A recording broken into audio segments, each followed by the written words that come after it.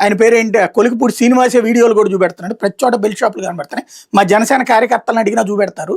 తీసుకెళ్లి మొత్తం బెల్ట్ షాపులు రద్దు చేయండి అని అడగాలి కదా. నేను దీనికి వ్యతిరేకమైన స్టేట్మెంట్ ఇచ్చి కూర్చుంటే అయిపోతుందా? నెంబర్ 2, ఇట్లాంటి అబద్ధం కేసులు పెట్టడం ఎందుకు? తప్పుడు కేసులు పెట్టడం ఎందుకు? అసలు వాళ్ళని శిక్షించండి మీరు. ఎందుకు ఈ దొంగ కేసులు పెట్టడం? మనకి ప్రతీకారాలు కావాలనుకున్నప్పుడు తప్పు చేసిన వాడి మీద ప్రతీకారం తెచ్చుకుందాం. అంతేగాని ఇక్కడ తప్పు చేసిన కాపాడడానికి ఎవరినో అందులో ఇరికించుకోవాల్సిన అవసరం ఏంటని అడగాలి కదా. అది లేదు. నైతికత చచ్చిపోయింది, నిజాయితీ చచ్చిపోయింది. అబద్ధాలని రాజకీయాలని మిక్స్ చేసి క్రైమ్ ని కాపాడుకొచ్చేటటువంటి ఒక రాక్షస రాజకీయం నడుస్తుంది ఆంధ్రప్రదేశ్లో. అవును సార్, నిజంగా కస్టడీకి తీసుకుంటే విచారణలో ఇంకా ఎలాంటి అంశాలు బయటకు వచ్చే అవకాశం ఉంటది? ఆల్రెడీ తీసుకున్నారు కదా. ఇప్పుడు ఎక్సైజ్ వాళ్ళతో చేపిస్తారు. వాళ్ళు ఏమడుగుతారు, వీళ్ళు ఏం చెప్తారు? మీకు జనార్దన్ రావుకి పరిచయం ఉందా? ఉంది.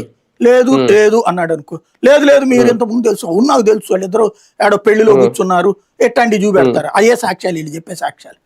పెళ్లిలో కూర్చున్నారు కదా మీ ఇద్దరు, లేకపోతే ఇది ఉంది. ఎందుకు తెలియదు? ఇతను వైన్ షాప్ నడిపాడు, అతను వైన్ షాప్ నడిపాడు, లేకపోతే ఇతను బార్ నడిపాడు, అతను బార్ నడిపాడు. ఒకప్పుడు అది బార్లు వైన్ షాపులు తెలియదు.